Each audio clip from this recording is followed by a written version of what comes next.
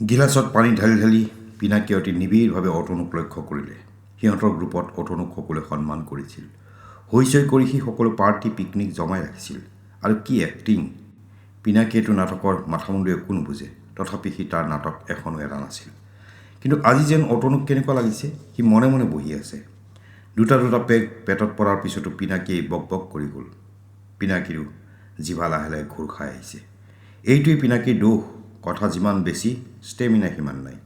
অতনুৰ মুখৰ ওচৰলৈ মুখখন আনি পিনাকীয়ে ক'লে, তই মৰিবি নেকি ৰে? মাত বোল নাই দেখোন। চকু মেলি আছনে মুদি আছ? চাওঁ চালা চাওঁ। বিশ্বাস নাই। কলিকতাত বুঢ়া পাঞ্জাবী এটা মদ খাই থাকোঁতে ফুট, কোনেও গমেই নাপালে। তোৰো চালা দোষ্ট। অলপ ফূৰ্তি কৰ ভাই। কিন্তু ফূৰ্তি কৰিবি, তোৰ কথা কচোন, কলিকতাৰ কথা ক। কলিকতাত একো ফূৰ্তি নাই ৰে। চাৰা দুনিয়াৰ প্ৰায় ফূৰ্তি চুৰ্তি শেষ হৈ গ'ল নেকি? মানুহৰ দিলত ফূৰ্তি নাথাকে। আজিকালিতো মানুহৰ দিলেই নাই। কলিকতাততো খালী টকা। কি যে চু চু কৰি গাড়ী দৌৰাব চালাহঁতে, চব ব্লেক মানি। আৰু মাখনৰ নিচিনা এটা এটা মাইকী। এই চালা মনত পৰিছে, চৌৰংগীত দেখা হ'ল বুজিছে দোষ্ট। কাৰ লগত? তোৰ সেই পিয়াৰী অলি। মুহূৰ্ততে কিবা এটাই অতনুৰ বুকু স্পৰ্শ কৰি গ'ল। সি উৎকৰ্ণ হৈ ৰ'ল। আবে চালা কি দিল্লেগি, বঢ়িয়া চেহেৰা হৈছিলে। তল তল চেহেৰা। মুৰ্গা কিন্তু ভাল পতাইছে, একদম হিৰোৰ চেহেৰা। তইতো চালা না পাত্তা হৈ যাবি। ঐ বুদ্ধু, এটা কথা জান? কি? লাভ মেৰেজ বুজিছ, একদম কনফিডেঞ্চিয়েল চ'ৰ্চৰ খবৰ। God promise. ব'ল, বহুত খোৱা হ'ল। আৰে দোষ্ট, তোৰ পিয়াৰীৰ কথা কোৱাৰ বাবে দিলত ধাক্কা লাগি গ'ল নেকি? দিল থাকিলেতো ধাক্কা লাগিবই। এইটো লাষ্ট বাট মাষ্ট আপ। এক চিপত খতম কৰি দে, চব দুখ গৈ নৰ্দমাত পৰিব। চিয়েৰ্ছ। ঠিক 10:20 ভাৰসাম্য হেৰুৱা দুটা শৰীৰ হোটেল জনপথৰ বাৰৰ পৰা ওলাই আহি হালধীয়া পোহৰেৰে আলোকিত চহৰত প্ৰৱেশ কৰিলে। গুড নাইট দোষ্ট, গুড নাইট।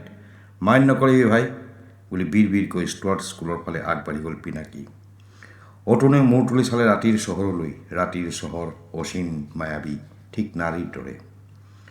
সুদীৰ্ঘ উকিমাৰী জগন্নাথ এক্সপ্ৰেছ পাৰ হৈ গ'ল। অতনুৰ ভাৱ হ'ল যেন কলিজাৰ ওপৰেৰে হৰ শব্দ কৰি পাৰ হৈ যাব লাগিছে ৰাতিৰ ৰেলগাড়ী। মানুহৰ কলিজা কেনেকুৱা অতনুৱে দেখা নাই। ভাগি যাব বুলি জানিও কেনেকৈ যে সদায় পুৰুষে গভীৰ বিশ্বাস আৰু প্ৰত্যাশাৰে নাৰীৰ হাততেই তুলি দিয়ে ভংগুৰ কলিজা। বুকুত হাত দি চালে অতনুৱে, কোনো শব্দই নাই। কলিজা নোহোৱাকৈও কেনেকৈ মানুহ বাচি থাকিবও পাৰে। আজিকালি সকলো সম্ভৱ। ৰাতিৰ ভুৱনেশ্বৰ জনশূন্য প্ৰায়। ষ্ট্ৰীট লাইটৰ পোহৰত আলোকিত পথ। মালিকবিহীন কুকুৰ নিৰ্বিঘ্নে শুই আছে ফুটপাথৰ ওপৰত। নাই, অতনুৱে কাকো ডিষ্টাৰ্ব নকৰে, পথৰ কুকুৰকো। পৃথিৱীত সকলোৰে নিজৰ মতে থকাৰ অধিকাৰ আছে, নিজৰ মতে সুখী হোৱাৰ অধিকাৰ আছে। অলিৰো আছে। নাই, অলিকো অতনুৱে আৰু কেতিয়াও ডিষ্টাৰ্ব নকৰে। সকলোৱে নিজৰ মতে থাকক, নিজৰ মতে। আৰে এইটো ৰাস্তাত কি? ঐ চালা, কোন তই? লেম্প পোষ্টৰ তলত বহি ভিক্ষাৰী হৈ বহি আছ? চব চালা চোৰ তহঁত। কি চোৰ কৰিবি? এই চা, চব পকেট খালী, এক পইচা নাই। বুকুত কলিজাই নাই, পকেটত কি পইচা থাকিব? কি মিছা কথা কৈছোঁ বুলি ভাবিছ? এই বুটাম খুলি দিছোঁ চাৰ্টৰ, চা। ভিতৰত গাত হাত সোমাই গৈছে। কলিজা লাংছ ফাংছ একো নাই। ইঞ্জিন কেনেকৈ চলিছে? চলি আছে, এনেই চলি আছে, মমেণ্টামত চলি আছে। ৰাতিৰ নিসংগ লেম্প পোষ্টৰ তলত নিদ্ৰামগ্ন কুকুৰটোৰ কাষেৰে সন্তৰ্পণে অতনু আগবাঢ়ি গ'ল। বহুদিন অতনুৱে ইমান খোৱা নাছিল। খোৱাৰ পাছত অকলে অকলে এইদৰে ৰাস্তাৰে খোজকাঢ়ি ফুৰা নাছিল। প্ৰাচী হোটেলৰ সন্মুখত ৰাতিৰ চকীদাৰটোৱে টহল দি আছে। সন্মুখৰ মন্দিৰত ভগৱান নিদ্ৰামগ্ন। কাৰোবাৰ সৈতে অতি নিবিড়ভাৱে অতনুৰ কথা পাতিবৰ মন গ'ল। হৃদয় দেখা পোৱাকৈ কোনদিনা মানুহে কথা ক'বলৈ শিকিব? অতনুৱে এতিয়া কাৰো সৈতে কথা নাপাতে। থাকক, সি অপেক্ষা কৰিব কাৰোবাৰ বাবে, যাৰ ওচৰত কোনো দ্বিধা সংকোচ নোহোৱাকৈ পৰম বিশ্বাস আৰু নিৰ্ভৰতাৰে হৃদয়ৰ ভিতৰৰ প্ৰতিটো কোঠালীৰ প্ৰতিখন দুৱাৰ খুলি দিব পৰা যায়। জীয়াই থাকিবলৈ কেতিয়াবা মুক্ত বতাহৰ প্ৰয়োজন। কিমান দিন, মাহ, বছৰ অতনুৱে মন ভৰি যোৱাকৈ কাৰো সৈতে কথা পতা নাই। পৃথিৱীৰ পৰা কিজানি ধীৰে ধীৰে প্ৰকৃত কমিউনিকেশ্যন প্ৰক্ৰিয়া শেষ হৈ যোৱাৰ পথত। হয়তো এনে এক ভয়ংকৰ দিন সমাগত, যিদিনা মানুহে নিজৰ সৈতেই নিজে কোনেও নুবুজা ভাষাত কথা পাতিব লাগিব। অতনুৰ জীৱনলৈ তেনে এটা অভিশপ্ত দিন ইতিমধ্যে আহি গ'ল নেকি? কিচকিচিয়া ক'লা ৰাতিৰ পিছ দিয়া বাটত হঠাতে জোনাক ছিটিকি পৰিছে। নাই, খোজবোৰ ঠিকেই আছে। মাজে মাজে মাথো ৰাস্তাৰ এফালৰ পৰা আনফাললৈ গাটো গুচি যাব খোজে। ভৰি দুখনৰ কোনো দুখ নাই, সিহঁতে ঠিকেই খোজকাঢ়িছে। চেণ্ট্ৰেল স্কুলটো ঘেৰি থকা বেৰখন পাৰ হৈ যোৱাৰ পিছতে সত্যনগৰৰ কালভাৰ্টটো। কিমান দিন আগতে এটা উচ্ছলতাৰে ভৰপূৰ কৈশোৰ এইখন স্কুলতে অতনু এৰি থৈ আহিছে। বুকুখন অতনুৰ টনটনাই উঠিল। ইউনিফৰ্ম পিন্ধা অলিহঁতো ঠিক সেইখিনিতে থিয় হৈ প্ৰেয়াৰ কৰিছিল। সন্মুখৰ শাৰীত অলিহঁত, পাছৰ শাৰীত অতনু আৰু অন্যান্য বন্ধুসকল। কি অদ্ভুত সৰল আছিল সেই জীৱন। শৈশৱৰ বন্ধুত্বত শৰীৰ নাথাকে। সেইকাৰণেই চাগৈ ল'ৰা ছোৱালীৰ অন্তৰংগ বন্ধুত্বৰ মাজতো কোনো জটিলতা নাথাকে। ৰাস্তাৰ সোঁমাজত থিয় হৈ কেইটামান মুহূৰ্তৰ বাবে অতনুৱে কৰুণ দৃষ্টিৰে চাই ৰ'ল ৰাতিৰ নিঃশব্দ স্কুলখনলৈ।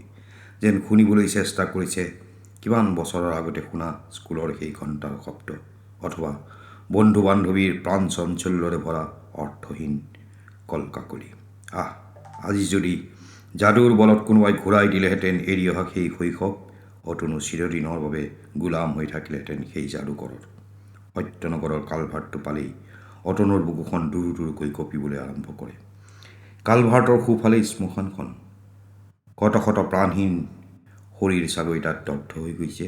অতনুৰ মাক তাত শুই আছে। এক বোবা ভয়াৰ্ত যন্ত্ৰণাত অতনুৰ সমগ্ৰ শৰীৰ থৰথৰকৈ কঁপি উঠিল। শ্মশানৰ শেষ মূৰত এতিয়াও জুই জ্বলি আছে। বতাহত ভাহি আহিছে পোৰা মানুহৰ গোন্ধ। জোনাকৰ সৈতে মিহলি হৈ চিতাৰ জুয়ে সৃষ্টি কৰিছে এক অলৌকিক অশৰীৰী ৰঙীন পোহৰ। প্ৰাণহীন শৰীৰতো আৰ্তনাদ নকৰে। অগ্নিৰ স্পৰ্শত কিন্তু সেই অগ্নিয়ে কেতিয়াবা স্পৰ্শ কৰি যায় জীৱন্ত মানুহক, যেনেকৈ সদায় কৰে অতনুক। মা, মই তোমাৰ হত্যাকাৰী নহওঁ। সেই যন্ত্ৰণা কাতৰ চকুৰে মোক অভিশাপ নিদিবা, মই পুৰি ভস্ম হৈ যাম। চকু কাণ মুদি থলং পলংকৈ অতনুৱে শূন্য জোনাক আলোকিত ৰাস্তাৰে সন্মুখলৈ দৌৰিবলৈ আৰম্ভ কৰিলে। এটা অপৰাধবোধৰ পৰা যেন আজীৱন অতনু পলাই ফুৰিব লাগিব। যেতিয়া এই বন্ধ ঘৰৰ সন্মুখত অতনু ৰলহি, তেতিয়া তাৰ কপালত বিন্দু বিন্দু ঘাম। তাৰ বুকুৱে উঠা নমা কৰিছে প্ৰতিটো নিশ্বাসত। ভয়াৰ্ত দৃষ্টিৰে অতনুৱে তলাটোলৈ চালে। খুলি দিয়াৰ লগে লগে বন্ধ অন্ধকাৰ ঘৰৰ পৰা অশৰীৰী মাকৰ সেই দুচকুৱে তাক খেদি আহিব। চৌদিশ অন্ধকাৰ। আকাশত ওলমি আছে অস্থিৰ হেতা পৰা জোন। ঘৰৰ সন্মুখত শূন্য সেই বহল পথাৰ। মায়াবী জোনাক কঁপি আছে বতাহত অশৰীৰী ৰূপ লৈ। কেৰ কেৰকৈ দুৱাৰখন খুলি দিলে অতনুৱে। ভিতৰত নিৰন্ধ্ৰ অন্ধকাৰ। ভাহি আহিছে সেই অস্ফুট গেঙনিৰ শব্দ। কল কল সুৰে বৈ যাব লাগিছে মৃত্যুৰ অন্ধকাৰ নদী।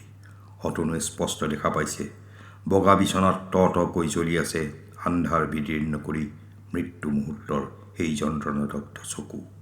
আৰ্তনাদ কৰি অতনু পাছলৈ দৌৰিলে। ওচৰেদি এটা শীতল বতাহৰ সোঁত পিছফালে বৈ যাব লাগিছে। এটা গেঙনিৰ শব্দ ধীৰে ধীৰে যেন চিৎকাৰলৈ ৰূপান্তৰিত হৈছে। শূন্য ৰাজপথেৰে ধলং পলংকৈ দৌৰিছে অতনুৰ শৰীৰ। কোনফালে গৈছে অতনুৰ সেই মুহূৰ্ত খেয়াল নাই। কিমান সময় দৌৰাৰ পিছত অৰ্ধ সমাপ্ত এটা দুমহলীয়া ঘৰৰ সন্মুখত স্বয়ংক্ৰিয়ভাৱে ৰৈ গ'ল অতনু। ওপৰৰ ছাদত জোনাকৰ ক্ষীণ আলোকত ছায়াৰ দৰে বহি আছে কোনোবা। গেটত কোন সেয়া? ভাহি আহিল বতাহত ভয়াৰ্ত নাৰীকণ্ঠ। দ্বিধাগ্ৰস্ত কণ্ঠেৰে অতনুৱে উত্তৰ দিলে, মই অতনু।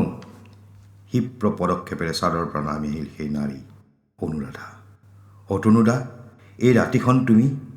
অনুৰাধাৰ কণ্ঠত বিস্ময়। পৰি যোৱাৰ পৰা নিজকে কোনোমতে চম্ভালি অতনুৱে ক'লে, অনু, তোৰ ওচৰত আজি ৰাতিটোৰ বাবে মোক থাকিবলৈ দে। দিবি? ছাটকৈ অনুৰাধাৰ মুখত লাগিল অতনুৰ মুখৰ পৰা ভাহি অহা পানীয়ৰ গোন্ধ। দুখোজ পিছুৱাই গৈ অনুৰাধাই চেপা আৰ্তনাৰ কণ্ঠৰে ক'লে, চিহ অতনুদা, তুমি ইমান তললৈ যাবা বুলি মই কেতিয়াও ভবা নাছিলোঁ। মাজনিশা এইদৰে মদ খাই তুমি গুচি যোৱা অতনুদা, প্লিজ অতনুদা, এতিয়াই এই মুহূৰ্ততে ইয়াৰ পৰা যোৱা। অবাক দৃষ্টিৰে অকণমান সময় অতনুৱে অনুৰাধাৰ চকুৰ ফালে চাই ৰ'ল। তাৰপিছত এবাৰো উভতি নোচোৱাকৈ সি হেৰাই গ'ল ৰাতিৰ অন্ধকাৰৰ মাজত। অতনুৱে হয়তো কোনোদিনে নাজানিব সেইদিনা অনুৰাধাই কেনেকৈ এটা ক্ৰন্দনৰত নিদ্ৰাবিহীন ৰাতি পাৰ কৰি দিবলগীয়া হ'ল।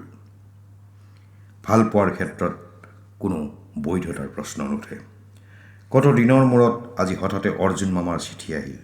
দুপৰীয়া গেলিৰ ভিতৰত বহি ডেনিছৰ সৈতে অৰুণাভে খাই আছিল। মাছ সমুদ্ৰৰ মাজত জাহাজৰ ভিতৰতো বিভিন্ন খোৱা বস্তুৰ অভাৱ নাই। বিদেশীৰ বাবে যেনেকৈ ৰখা হৈছে দেশ বিদেশৰ বিধ সামগ্ৰী, ভাৰতীয় মানুহখিনিৰ বাবেও তেনেকৈ যোগান ধৰা হয় সকলো ধৰণৰ ভাৰতীয় খাদ্য। মাজে মাজে বিদেশী খাদ্যৰ জুতি ল'লেও অৰুণাভে দেশীয় খাদ্যকে অধিক পচন্দ কৰে। আজি কেইদিনমানৰ পৰা অৰুণাভে লক্ষ্য কৰিছে ডেনিছেও লাঞ্চ বা ডিনাৰৰ সময়ত ভাত দাইল আদি কৰি ভাৰতীয় ডিছবোৰেই পচন্দ কৰিছে। কি হ'ল ডেনিছ, আজিকালি বিদেশী খাদ্যই আমোৱালে নেকি? এনেই হাঁহি অৰুণাভে সুধিলে। ফুলকবিৰ তৰকাৰীৰে ৰুটিৰ টুকুৰা খাবলৈ চেষ্টা কৰা ডেনিছে কৌতুকৰ হাঁহি মাৰি অৰুণাভৰ মুখলৈ চালে। অলপ ভাৰতীয় হ'বলৈ চেষ্টা কৰিছোঁ।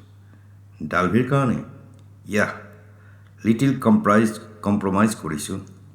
আৰু ফ্ৰেংকলি স্পিকিং ভাৰতীয় খাদ্য মোৰ ভালেই লাগিছে। আৰু ভাৰতীয় মানুহ লাভলি। এতিয়াও মানুহৰ শৰীৰত ভিতৰত হৃদয় আছে, কিন্তু কেতিয়াবা ভাৱ হয় হৃদয়ক স্বীকাৰ কৰিবলৈ যেন তোমালোকে ভয় কৰা। মানে বেয়া নাপাবা অৰুণাভ, কেতিয়াবা তোমালোকক ষ্টাডি কৰি মই কনফিউজড হওঁ। কি সুন্দৰ অনুভূতিশীল হৃদয়ক সন্মান কৰা মানুহ তোমালোক। কিন্তু কি আচৰিত কথা, তোমালোকৰ সমাজতে হৃদয়ৰ ভালপোৱাক তোমালোকে ট্ৰিট কৰা গোপন ৰোগৰ নিচিনাকৈ। ৱাই? কিয়? ভালপোৱা তোমালোকৰ বাবে হ'ব লাগিছিল জীৱনৰ সুস্থ প্ৰকাশ। কিন্তু ভালপোৱা যদি অসামাজিক হয় তেনেহ'লে সমাজে তাক গ্ৰহণ নকৰাটোৱেই স্বাভাৱিক নহয় জানো? সমাজৰ ক্ষেত্ৰত সকলোৰে বৈধতাৰ প্ৰশ্ন আছে, কিন্তু মোৰ দৰ্শন বেলেগ।